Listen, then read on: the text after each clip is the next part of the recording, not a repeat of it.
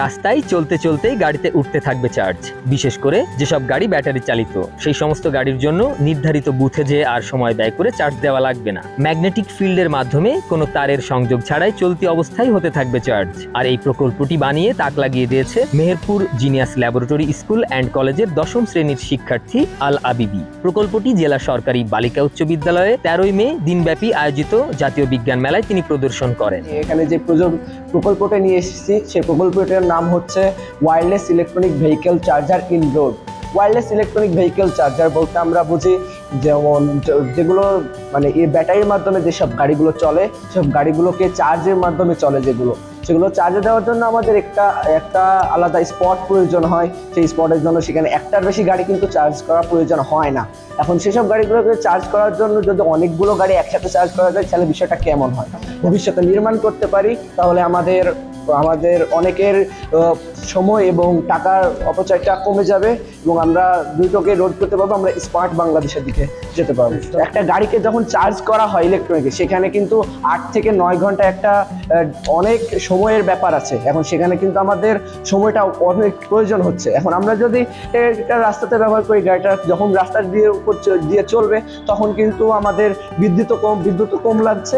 বিজ্ঞান ও প্রযুক্তি মেলায় free electricity for মাড, hydrogen fuel cell electric vehicle, solar system city সহ প্রায় 18টি প্রকল্প নিয়ে হাজির হয় জেলার 3 উপজেলার বিভিন্ন শিক্ষা প্রতিষ্ঠানের ক্ষুদে বিজ্ঞানীরা। আমরা নিজেদের উদ্যোগে কিছু করতে পেরেছি, এটা আসলে আমাদের জন্য অনেক। আমরা যদি এখানে জিততে পারি তাহলে হয়তো এটা আমাদের জন্য অনেক বড় অ্যাচিভমেন্ট হবে। আমরা যে প্রজেক্টটা তৈরি করেছি টেকনোলজি ডিপেন্ডেন্ট ভিলেজ, আসলে এর পেছনে আমাদের সবারই পরিশ্রম রয়েছে। তো আমাদের প্রজেক্টটা হলো hydrogen fuel cell electric vehicle.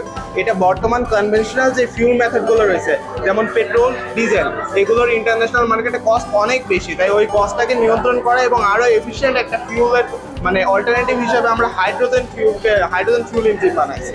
শুধু তাই নয়, উদ্ভাবনের পাশাপাশি নতুন নতুন প্রযুক্তির সাথে পরিচিত হচ্ছেন সাধারণ দর্শনার্থীরাও। ছোট বড় যে সমস্ত ছাত্রছাত্রীরা এখানে কাজ করছে তাদের সৃজনশীল দৃষ্টিভঙ্গিগুলোকে কিভাবে প্রকাশ করছে, বিজ্ঞানকে কিভাবে তারা অনুধাবন করছে, নতুন নতুন সৃষ্টির সম্ভাবনা তারা কিভাবে দেখছে।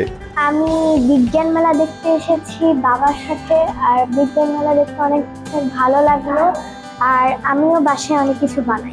এগুলো দেখে মনে হচ্ছে যে আমাদের যেই শিশুরা আছে, যারা ছাত্র শিক্ষার্থী সবাই আছে, তারা অসংখ্য মেধাবী এবং প্রত্যেকটা শিক্ষার্থী কিন্তু তাদের নিজের মেধা এবং শ্রম দিয়ে একটা প্রজেক্ট বানিয়ে এনেছে। বিজ্ঞান মনস্ক একটি জাতি গঠনে এ মেলা বিশেষ ভূমিকা পালন করবে বলে মনে করেন জেলা প্রশাসক। অনুষ্ঠানের আয়োজনের উদ্দেশ্য হচ্ছে যে আমাদের শিক্ষা প্রতিষ্ঠানের বিভিন্ন ছাত্রছাত্রী রয়েছে, তাদেরকে বিজ্ঞান মনস্ক এবং তথ্য প্রযুক্তিতে আরো আগ্রহী করে তোলা।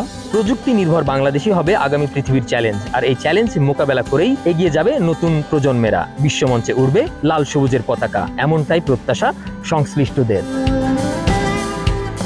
মীর শিশির, দেশ টিভি, মেহেরপুর। চতুর্থ শিল্প বিপ্লবের সাথে তাল মিলিয়ে